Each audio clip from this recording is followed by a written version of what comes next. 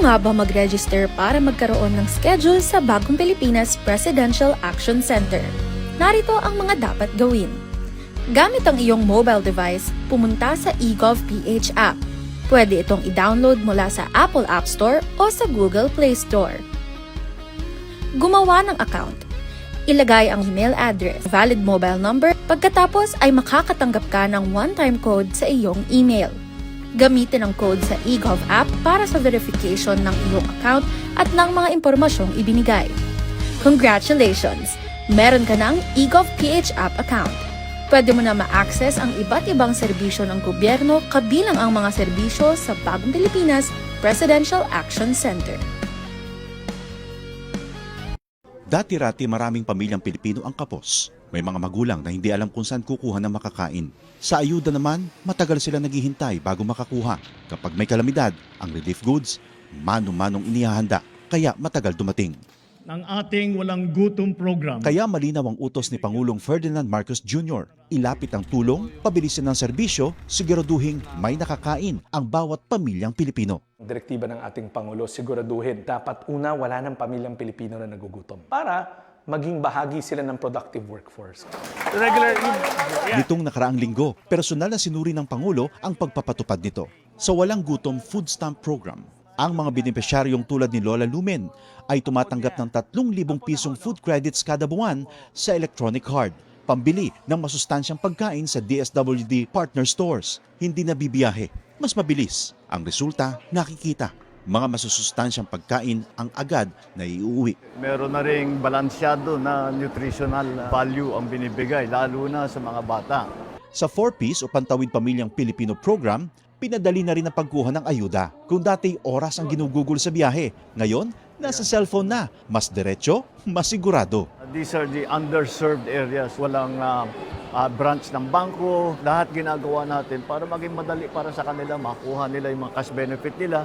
Sa oras naman ng sakuna, mas mabilis na rin ang responde dahil sa mas maayos sa paghahanda at mass production ng relief goods. Kung dati ilang araw ang hinihintay, ngayon sa loob na lang ng ilang oras na ipadadala na ang tulong.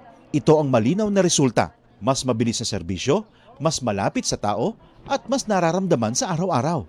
Sa buong bansa, tuloy-tuloy ang trabaho. Isa-isang inaayos sa mga bagay na magpapagaan sa buhay ng mga Pilipino dahil walang Pilipino ang dapat magutom, mapabayaan, walang maiiwan.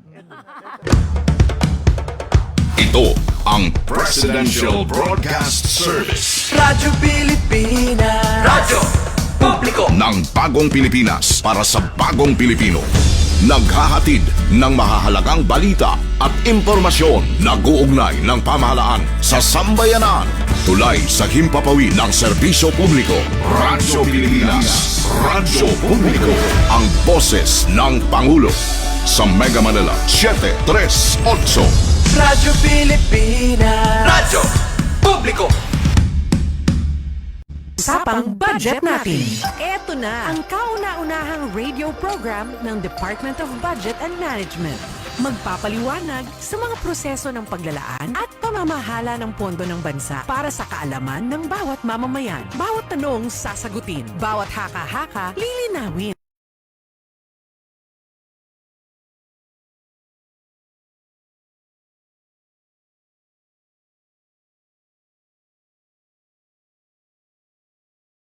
Yes po, magandang hapon po sa inyo Luzon, Visayas at Mindanao at syempre po sa lahat po ng naabot ng live stream na to, Team Live o Replay man po kayo. Budget Peeps, welcome po sa ating ika-110 episode ngayong unang araw po ng Mayo, Labor Day po, 2026. Tuloy-tuloy lamang po ang pagbibigay namin ng balita at impormasyon sa inyo nasan mang panig ng bansa at mundo kayo. Sa pangalan po ng Department of Budget and Management Undersecretary Goddess Hope Libiran, ako po si Eric Bocal. At ngayon po, may nagbabalik. Na-miss ko to, Eric. Maraming salamat. Isang masiglang hapon po sa ating mga viewers and listeners. Thank God it's Friday. Oras na para sa isang makabuluhang talakayan. Ako po si Richard Vargas mula sa Department of Budget and Management at welcome po dito sa Usapang Budget Natin dahil budget natin ito. Ang programang UBN ay hatid sa inyo ng Department of Budget and Management at tayo po'y napapakinggan sa Radyo Pilipinas, Radyo Publiko, 738 kHz sa pihitan ng inyong mga radyo sa AM band. At syempre, sabayan din po tayong napapanood sa TV. Channel 3 po sa mga gumagamit ng TV Plus. Habang nasa channels 45 to 49 naman po tayo sa mga gumagamit ng AffordaBox. At syempre, live po tayo via FB pages tulad ng Radyo Pilipinas, Usapang Budget Natin page ng DBM at sa FB page po ni Yusek Goddess Hope Libira na may higit 5 million followers na and still counting. Kaya po click na, follow na po kayo dyan sa ating mga social media accounts.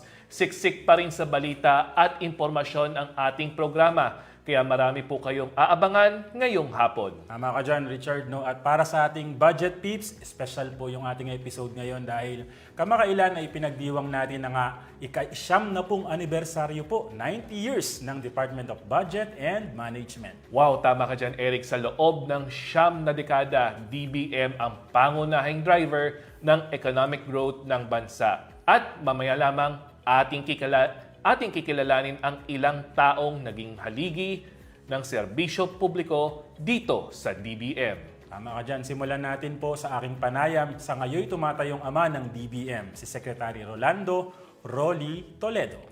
Tama ka dyan, Eric, kaya wag na nating patagalin pa. Panoorin po natin ito.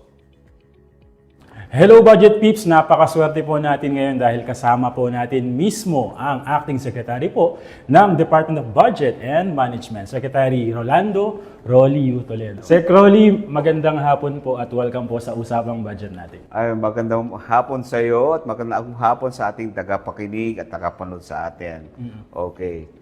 Maraming salamat sa oportunidad na magkasama muli tayo. Yes po. Yung huling guesting po kasi ninyo, Yusek po kayo. Ngayon po ay Secretary po kayo. Ano po yung pakiramdam po ninyo na ngayon po ipinagdirimang po natin ang 90th anniversary po ng DBM at syempre po, 9 na dekada. Syempre napakahalagang yugto po para po sa ating lahat at sa DBM. Tapos ngayon po, kayo po yung Secretary. Oo nga eh.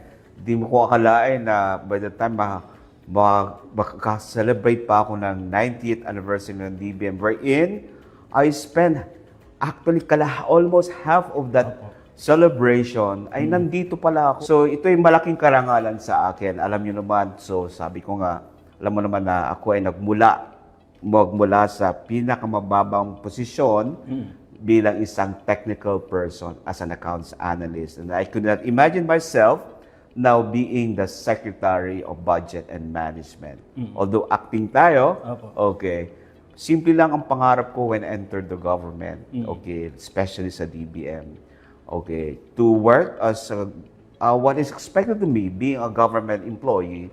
And pangarap ko lang nun siguro, if I reach that level, siguro, even at the director level, enough for me, I'll be satisfied and fulfilled if I have reached that position. But right now, given this opportunity, well, I am embracing it as, of course, being the Acting Secretary of Budget and Management. Ano po yung mga pagbabago mula nung pumasok ka po sa DBM hanggang sa ngayon po, na kayo na po yung Acting Secretary?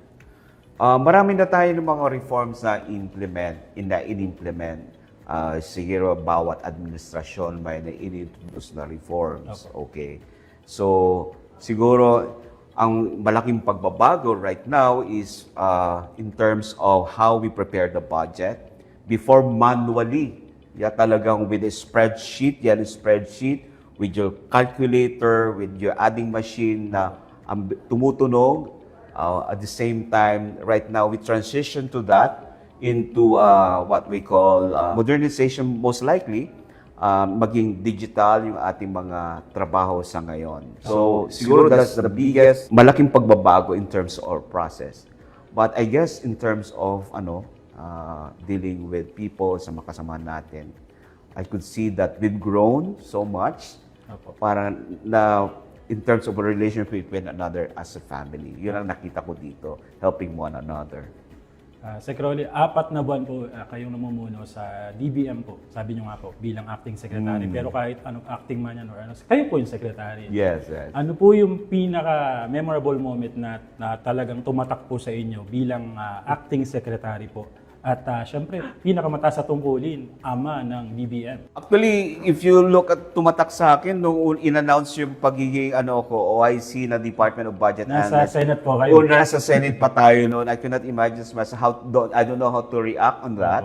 Nung sinabihan sa akin ni Sec Mina na ako yung magiging OIC na Department of Budget and Management. But this, if you can see, siguro nakita nyo yung how when I was interviewed by media, talagang di ako makapaniwala na ako yung DBM secretary.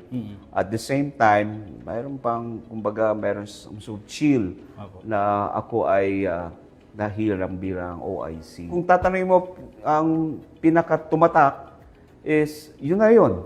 Oo. Diba? Oh yes! Sabi ko nga doon, I don't know if you can see the interview para sa bayan natin. Halos 40 years na po kayo dahil 38 years na po kayo in service, no? Bilang institusyon na rin po. Ano po yung nasaksihan po ninyong pinakamahalagang pagbabago po sa DBM na syempre na humubog na rin po sa pagkakakilanlan po natin? Kasi ang DBM dati hindi napapakinggan. Kumbaga yung budget yan, pinapaubayan na lang sa mga ating mga mambabatas, sa mga nasa gobyerno. Pero right now, ang nakita ko ng pagbabago is yung pagiging aktibong partisipasyon ng ating mamamayan in terms of the budget process. There is really a great demand from our citizens, especially from our CSOs, to actively participate in the process. Not just in the monitoring, but right now, doon sa proseso ng even in the budget preparation, execution, and right now, up to even sa monitoring ng ating pag-implement ng budget. Yes po. Siguro po, pwede na rin na po nating banggitin yung ginagawa po natin na usapang budget natin, town hall meetings na mahalaga po kasi napapakinggan po ng taong bayan po yung kung saan po napupunta yung budget ng bawat agency. Siyempre po sa pangunguna po ninyo. Tama ka dyan. Kasi sa ngayon, gusto natin iparating sa ating mamamayan na hindi lang numero ang nandyan sa budget. Ito ay gawain o mga programa, project na para sa ating mamamayan.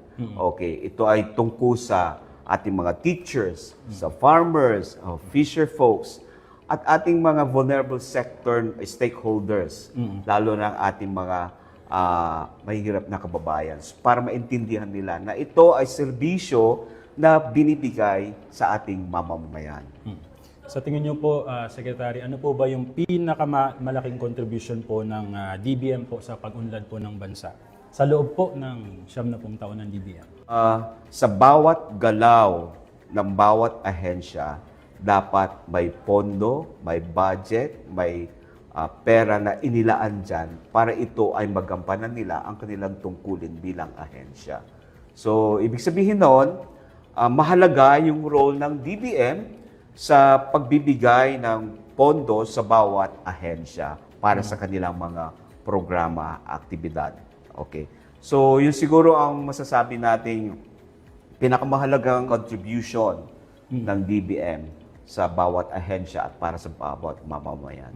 Alam po natin na sobrang napakahalaga po na yung pakikipagtulungan po natin sa Pangulo, kay Pangulong Marcos. Ano po yung pinaka hindi nyo makakalimutan sa pakikipagtulungan po sa ating pong administrasyon? Alam nyo po, sa bawat administrasyon, mayroon tayo tinatawag na socio-economic plan. So, ibig sabihin yan, aside from what has been provided from our DepEd, yung Philippine Development, mayroon siyang economic o socio-economic plan ng administrasyon ng ating Pangulo. Yan ay tinutugunan natin sa pamamagitan ng ating pag-allocate ng pondo para doon sa mga bawat sektor na prioridad ng ating administrasyon. Siguro yun ang pinaka-importanting pagtutulungan natin with the administration. Kumbaga, tinutugunan natin ang pangangailangan ng bawat mamayan dahil doon sa ng ating president, prioridad ng ating presidente. Bigyan ko rin po natin ng pansin yung programa po natin na bilang pagtulong po sa mga LGUs through Local Government Support Fund. Ano po ba yung inyo po mensahe sa ating po mga LGUs? Okay. Ang masasabi ko lang sa ating mga local government unit, ay itong programa po LGSF, Local Government Support Fund, ay ito ay isang pagtulong sa ating mga provinces, cities, municipalities, and even barangay para lalo silang ma-empower. Because alam ng ating presidente na ang problema ay nasa baba, dapat alam din nila kung anong solusyon. Kaya ito ay binibigyan natin sila ng tulong para matugunan ang problema nila sa pamamagitan ng itong LGSF. Sa tagal niyo po sa DBM, ano po ba yung pinakamahirap na pinagdaanan po ninyo bilang isang empleyado at hanggang ngayon po ay kayo na po yung sekretary? Okay.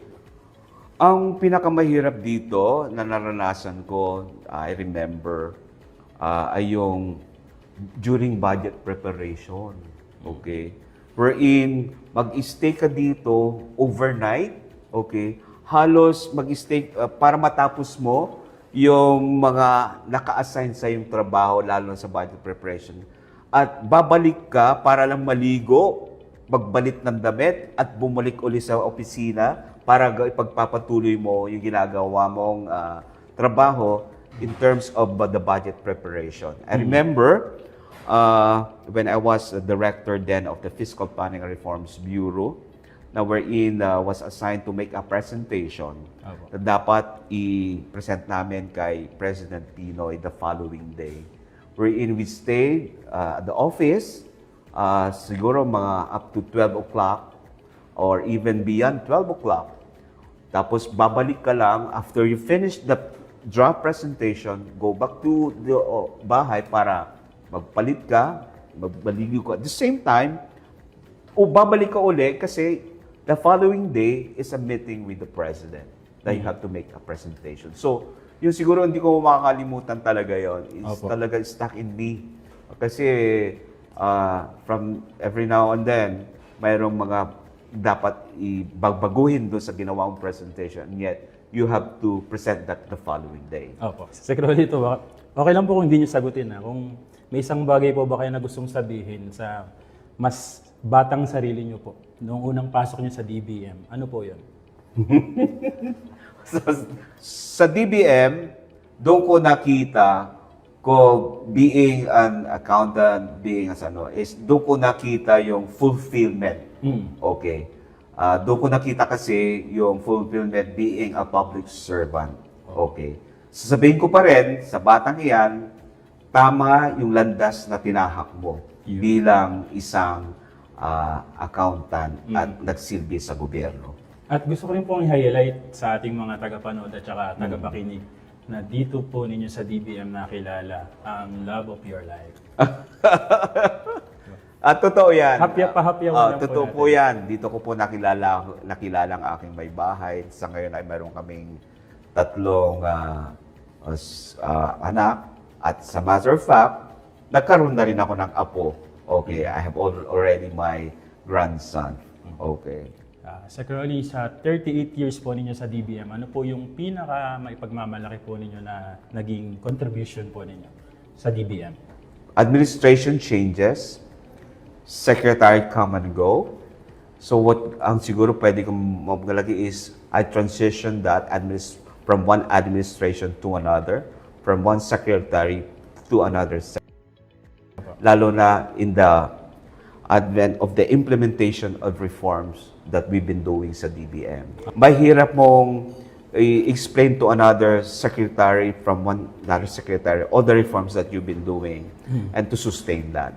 So, I'm glad that for all the reforms that we've been implementing sa bawat administrasyon, sa bawat secretary, ay in-embrace nila. That's why this makes the DBM as an institution that is, kumbaga, reform-oriented given the challenges na hinaharap natin. Secretary, may sisingit lang po akong tanong kasi baka mapagalitan po ako ni Yusek Gades. Meron po siyang phone-in question. No?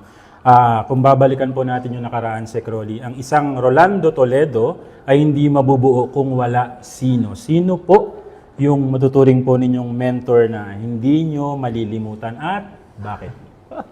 Okay. Naikwento ko sa inyo, sabi ko nga sa inyo, sa bawat administrasyon, sa bawat secretary, mayroon kanya-kanilang style. Opo. May kanya-kanilang mga prinsipyo at mayroon kanya-kanilang mga advocacy. Opo. Okay. So bawat secretary po ay I could say they are all mentors to me. Opo. Okay. In terms not just in professional life, but also in how we manage the Department of Budget and Management.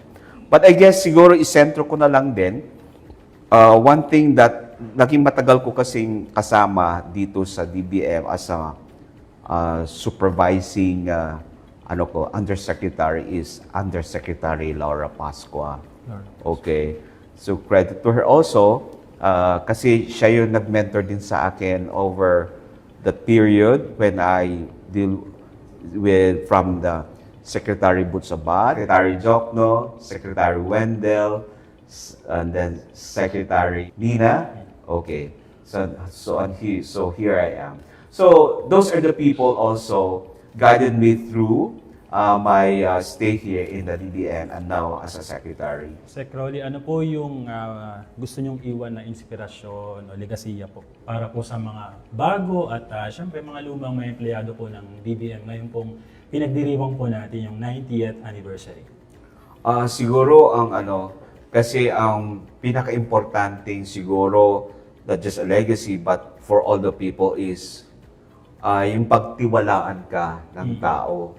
So mean to say that pagtiwalaan ang ating institution, the Department of Budget and Management, while we are doing our job. So yun siguro ang pinaka-importante that you have to build that trusts, not just for you, but for the institution.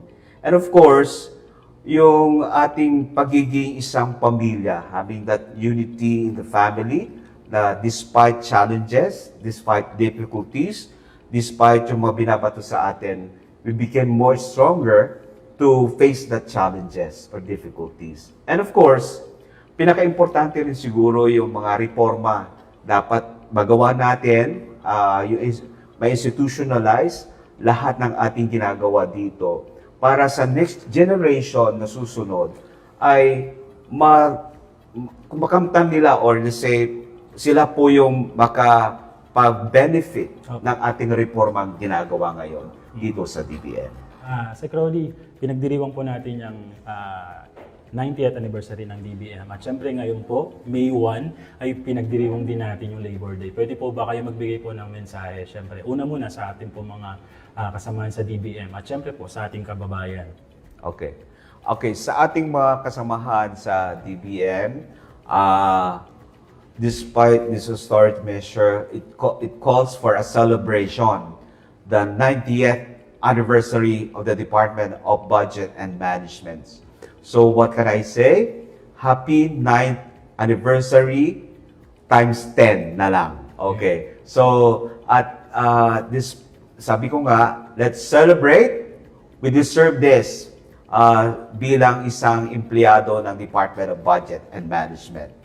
Now, para sa ating mga manggagawa as a whole, okay, since this is a Labor Day, okay, what could I say is, Happy Labor Day.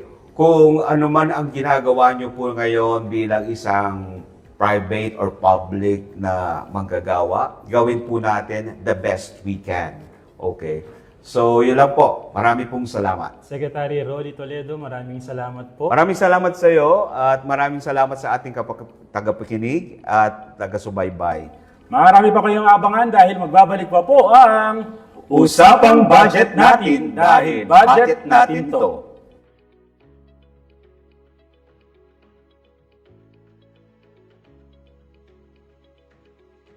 Hi, si Ding Dong Dantes po ito.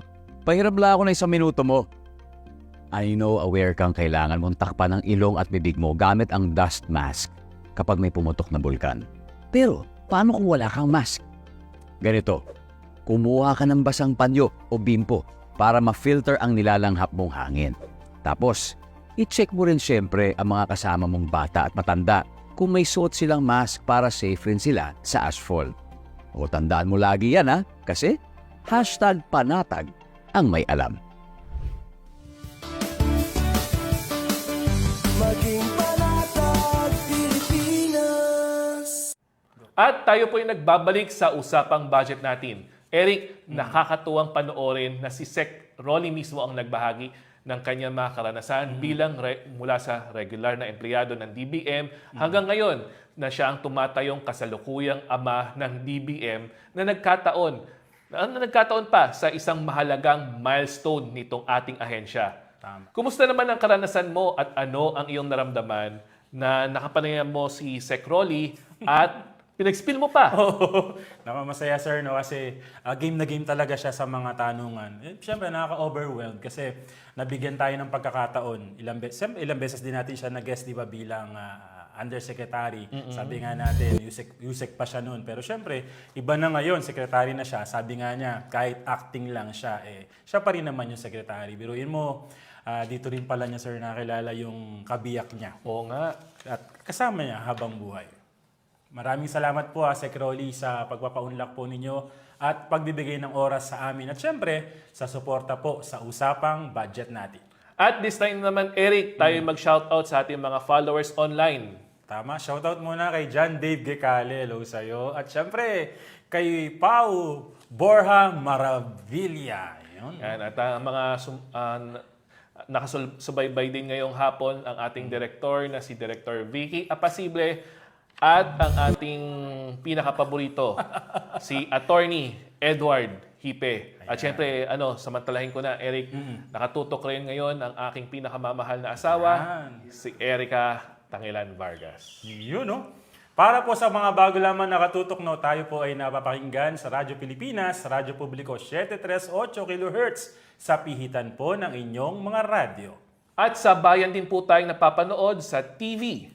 Channel 3 sa mga gumagamit ng TV Plus at Channels 45 to 49 naman sa mga gumagamit ng AffordaBox. At syempre, nasa FB pages din tayo tulad ng Radyo Pilipinas, Usapang Budget natin ng DBM at sa Facebook page ni DBM Undersecretary Goddess Hope Libiran.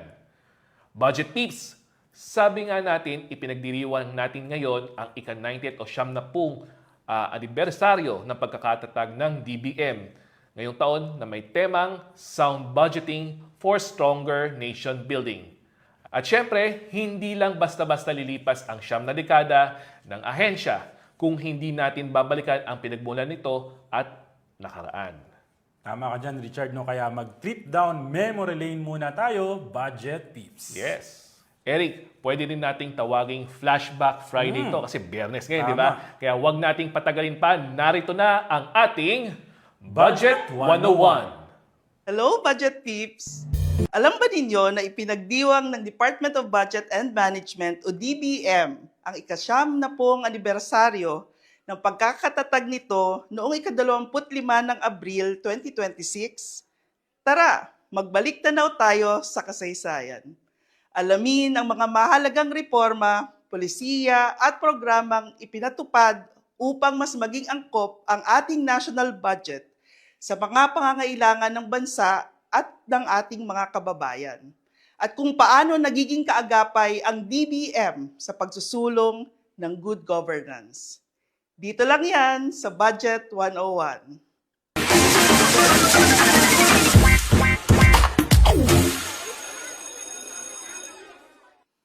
Noong ika-25 ng Abril 1936, nilikha ni Pangulong Manuel L. Quezon ang Budget Commission sa pamamagitan ng Executive Order No. 25 na sinertipikahan ng National Assembly noong ika-30 ng Setyembre 1936. Noong 1937, unang ipinakilala ang line item budget framework kung saan nagkakaroon ng kwento ang bawat kwenta dahil sinisiguro natin na ang bawat halaga ay may kaakibat na proyekto, aktibidad o programa. Sa parehong panahon, ipinasa ang Commonwealth Act No. 246 na siyang kauna-unahang batas sa budget. Nagsimula itong ipatupad Enero 1, 1938 na may layuning magkaroon ng balanced budget. Taong 1954 naman, sa pagkakapasa ng Republic Act 992, na isabatas ang performance budgeting system na nagbibigay halaga at focus sa end results ng ating national budget. Meaning, sinusukat ng pamahalaan ang pagiging epektibo ng ating budget sa pag-abot ng mga resulta na nais nitong makamtan. Taong 1970 naman nang mabuo ang Development Budget Coordination Committee o DBCC na binubuo ng DBM, Department of Finance, Department of Economy, Planning and Development at Office of the President. At kasama rin dito ang Bangko Sentral ng Pilipinas bilang isang resource institution. Ang DBCC ang siyang tumutulong upang masiguro ng pamahalaan ang pagtakda, pagsusuri at pag-aproba ng ating mga macroeconomic targets, revenue projections, expenditure priorities, at ibang mga polisiya kaugnay ng ating ekonomiya. Noong 11 ng Hunyo 1978, naging Ministry of the Budget ang Budget Commission sa ilalim ng Presidential Decree 1405. Sa ika-28 ng Hulyo 1981, sa bisa ng Executive Order No. 711, muling pinangalanan ito bilang Office of Budget and Management o OBM. At sa ilalim naman ng Executive Order No. 292 o Revised Administrative Code of 1987, ang OBM ay naging ganap na Department of Budget and Management o DBM na kilala natin ngayon. Mula noon hanggang ngayon, patuloy ang mga budgetary reforms na ipinapatupad ng DBM. Ilan dyan ay mga digital transformation programs na layong mapabilis ang proseso ng pagbuo ng national budget at pag-release ng mga pondo mula rito. Noong 2019, formal na inulunsad ang Budget and Treasury Management System o BTMS na isang Public Financial Management Modernization Initiative na layong gawing standardized ang isang transparent, reliable at accountable na budget ng bayan. Kabilang sa mga budget modernization program na nauna nang ipinatupad ng DBM ay ang Simplified Fund Release System noong 1995 at e-budget system noong 2004. Noong 2011, isa ang Pilipinas sa mga naging founding members ng Open Government Partnership o OGP na isang multi-sectoral at multilateral approach sa aktibong pakikiisa ng mga civil society organizations o CSOs sa pagbuo ng ating budget at iba pang good governance reforms. Sa pamamagitan ng OGP, nagtutulong ang mga CSOs at ang gobyerno upang solusyonan ang korupsyon sa pamamagitan ng mga good governance initiatives. Kasabay nito, nabuo rin ang bottom-up budgeting approach na kinilala sa OGP Awards noong 2014. Nabuo ang Public Financial Management Competency Program o PFMCP taong 2015 upang gawing misyon ang pag-professionalize ng public financial management system sa pamamagitan ng mga training na nais dagdagan ang mga PFM champions, advocates at leaders na kaagapay natin sa pamahalaan. Kasabay ng pagbabago ng panahon ay ang pagbabago ng ating mga pangangailangan sa procurement. At nanguna nga rito ang DBM upang tugunan ang mas transparent, accountable at modernong procurement process sa bansa. Sa huling 3 dekada, nanguna ang DBM sa pagsulong ng salary standardization para sa mga kawani ng gobyerno na siyang kaagapay natin sa paglilingkod sa bayan. Sa pamamagitan nito, siniguro natin na akma at wasto ang mga sahod at benepisyo na kanilang natatanggap. Sa kasalukuyan, patuloy ang mga reformang isinusulong ng DBM tungo sa isang bagong Pilipinas. Makakaasa kayo na higit sa 9 na dekada, tuloy-tuloy ang mga reforma at programa para sa isang national budget na may integridad, pakatao at tumutugon sa mga pangangailangan ng bansa. Happy 90th Anniversary DBM! At yan po ang ating Budget 101 ngayong linggo. Ako po si Adir Ses, abogado. Till next week, Budget Peeps!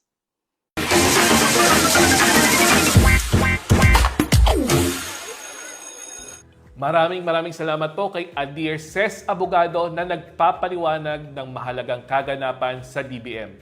Muli po, sa mga kasama po natin sa DBM, happy 90th anniversary sa ating ahensya. Yun, samantala, Budget Peeps, narito na po ang pagpapatuloy ng ating pagtatanghal at ating panayam sa pagdiriwang po ng 90th anniversary ng DBM. Muli, panoorin po natin ito.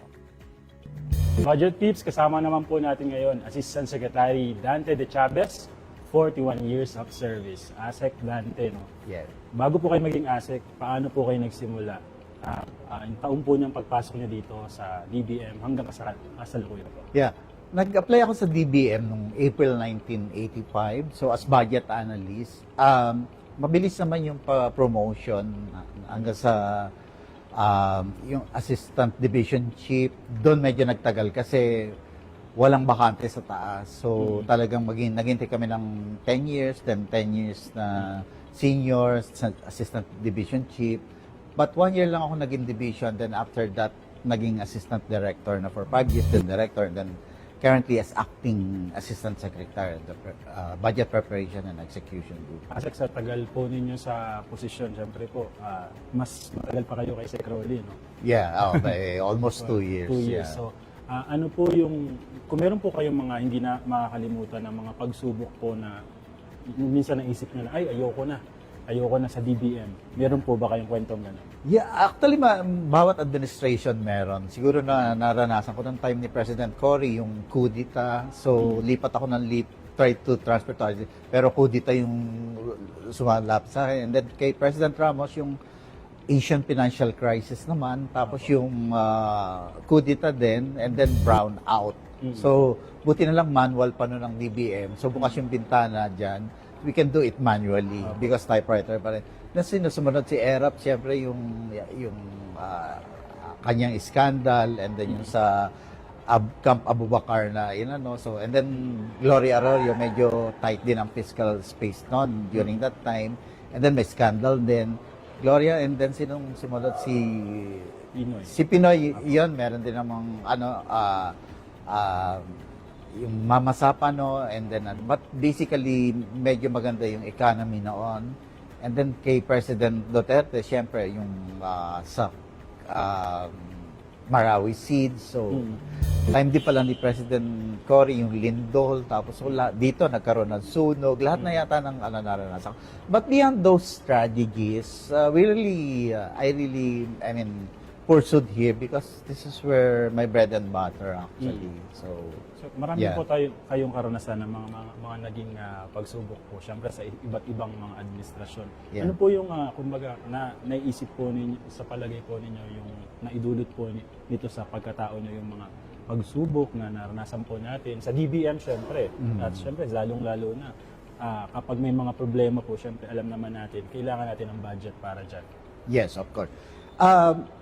Naging strong ako actually, both professionally and personally, kasi steady kasi pag sa government service ka, regardless of those, may lindol, may COVID, at least tuloy-tuloy pa rin yung sweldo.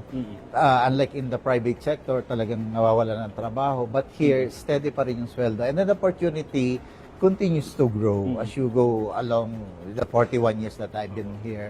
And the opportunities magaganda naman din. So, and of course, you have to look up to yung when you retired na yung pension mo, it's bigger when compared to the private sector na nakukuha.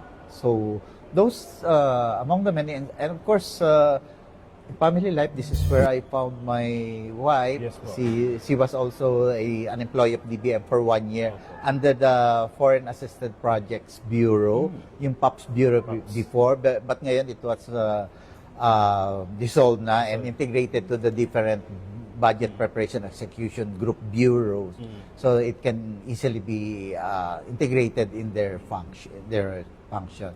And I have 4 kids raised, they're all graduate now, so I'm happy that I will be compulsory retiring with all those achievements. travels, locals, and foreign. So I was also a delegate in different study tours in Indonesia, Brazil. And currently, I'm also a resource speaker in Academy of the Philippines, other government agency, and lately with the Career Executive Service Board as one of the resource speakers for Budget 101 on budget policies, fiscal and monetary policies. Kasi ano po yung sikreto na tumagal po sa serbisyo po ng 41 years? Magre-retire na po kayo next year. Yes.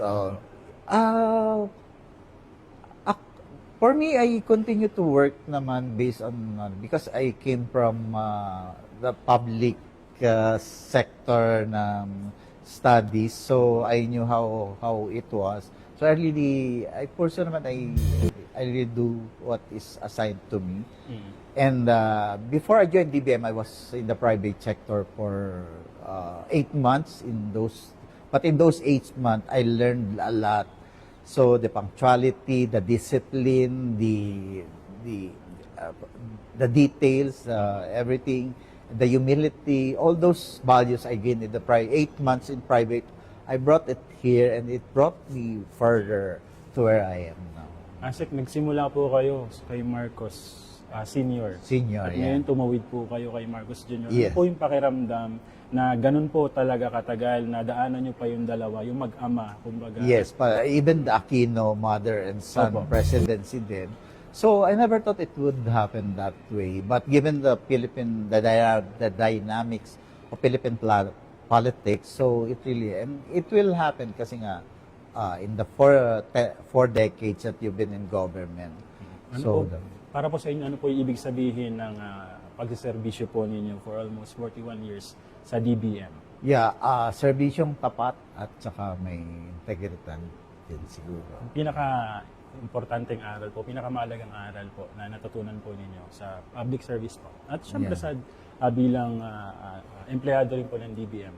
Yeah, serve well with integrity and passion, because it's not only we're being paid for that, but we must do it because public office is a public trust. Asek, kung meron po kayong legasiya na iiwan para po sa mga luma at bagong mga empleyado ng DBM, ano po yung gusto po ninyo? Paano kikilalanin si Asek Dante de Chavez?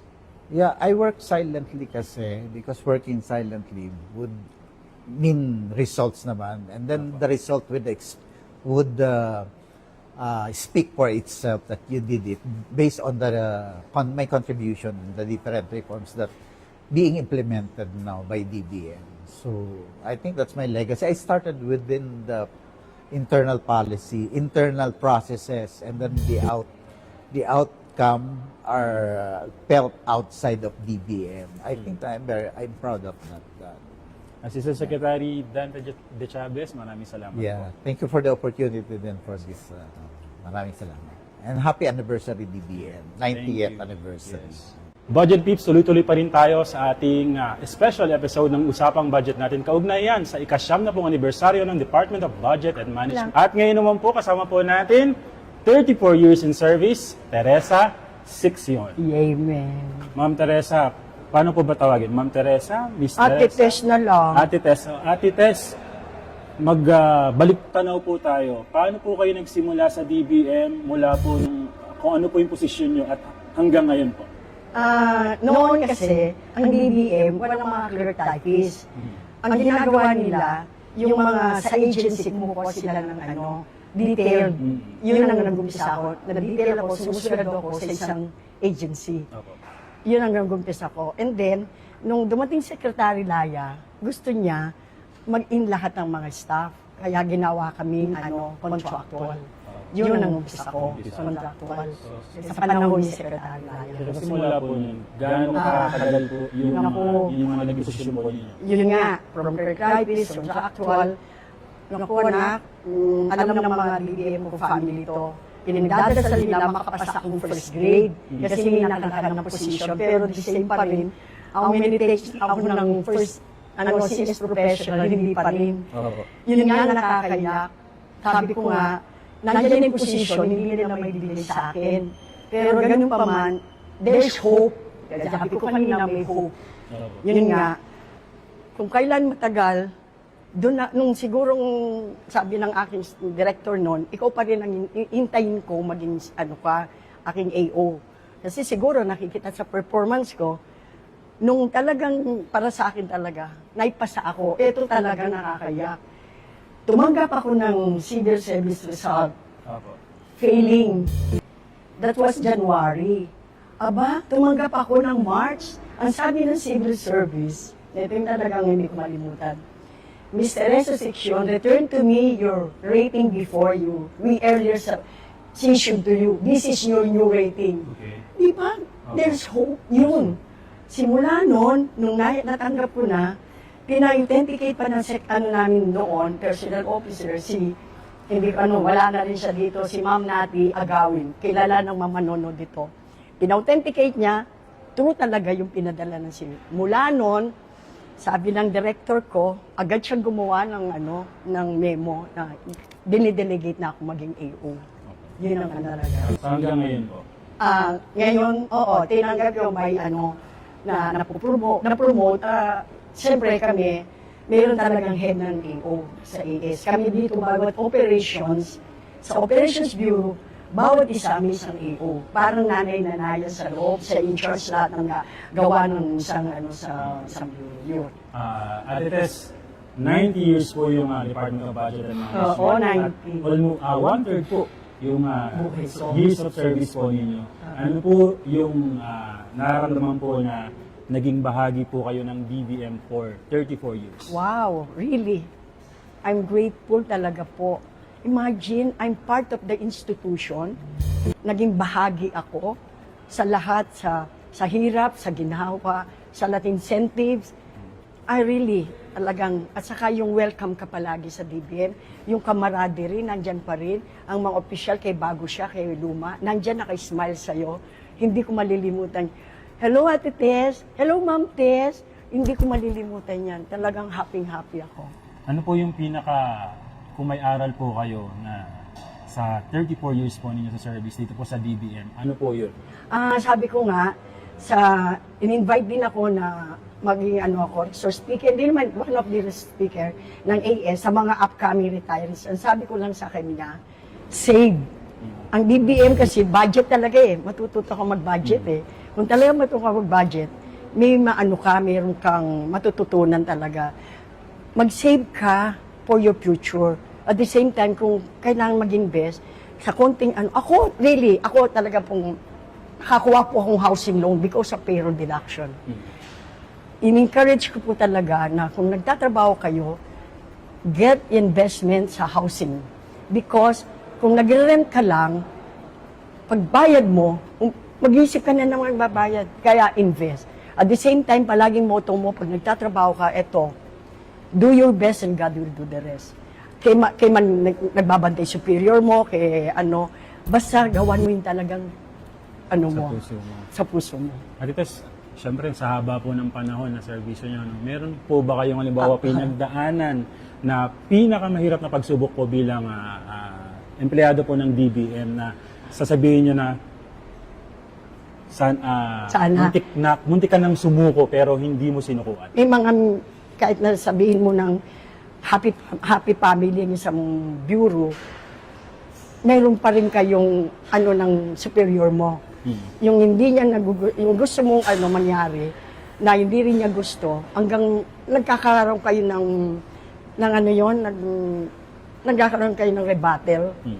At saka kung minsan meron siyang instruction na hindi mo gagawin, parang ako doon, yung sa rating ako na yun ang hindi ko malimutan. Sa rating ako, binawasan. Kung meron naman po kayong hindi makakalimutan talaga na moment na nangyari po sa inyo sa DBM, pinakamasaya ba yan o pinakamalungkot? Ano po yan? Yung pinakamasaya? Really, hindi ko malimutan yung pinakamasaya ko. Before pandemic ako nakapag-retire. Mismo si Secretary Benjamin Jokno, ang sabi sa kanyang staff, bababa na ba ako? Bababa na ba ako para sa retirement ni Ms. Tess? Biruin mo, isang secretary, bababa para siyang mag-award ng aking, yung tinanggap ko sa tinanggap bilang Certificate of Appreciation. Hindi ko po malimutan yon. Secretary at saka yung mga dumating kong mga bisita, naging former kong director, dumating. Yun ang hindi ko malimutan. Masayang-masaya po. Ate Tess, last na po, kung meron po kayong iiwang legasiya po para po sa mga luma at bagong mga empleyado ng DBM, ano po yun? At kaugnay po yan, ano po yung vision po para po sa kinabukasan po ng DBM? Basta, sinabi ko nga, do your best, at saka yung be a dedicated employee. Yung dedikasyon mo, yan ang magdadala sa iyo sa taas. Dedikasyon. At the same time, be happy every day, kaya matrabaho, kaya hindi. Talagang kailangan be happy ka. Last na po pala, alam ko po medyo alam ko pwedeng itakil po natin. Sabi nyo nga po kasi sa tagal po ninyo sa serbisyo, bakit naging single po kayo? Yun nga, siguro, nung panahon ng mga single noon, umpisa na natin yung Secretary Bongko din, yung bang masyadong kaming nakafocus sa trabaho. Pero syempre, meron namang kumakatok, pero talagang, kahit hindi kami sabihan, stay kami sa DBM, stay kami kahit gabi na, uwi lang kami pag talagang kailangan namin kumuha. Basta kami kumuha ko na-assign sa Operations Bureau, maraming overtime. Kailangan yung deadline, mamit mo. Yun ang ano ko. Nakakat doon yung mga ligawan, ganito. Yun. Pero sabi ko nga, no regrets rin, I'm still single. Kaya huwag kayong mag-regrets. Basta masaya and share your blessings. Ma'am Teresa, 6 yun? Not 7. Not 7, that's 6 yun. Maraming salamat po. Thank you, sir. Thank you po. Thank you. Muli po, maraming salamat sa mga ating nakapanayam kanina. Siyempre, Secretary Rolly Toledo, ASEC Dante de Chavez at kay Miss Teresa Siccion. Tunay nga naman na nakaka-inspire ang kanilang mga kwento at pagpupunyagi, lalong-lalo na kay Secretary Rolly, di ba? Na nagsimula mula sa pinakababa, rank and file, hanggang sa naging ama ng Department of Budget and Management.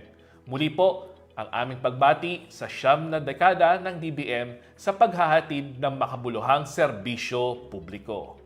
Richard, bago tayo magtapos, siyempre, kumustahin lang kita.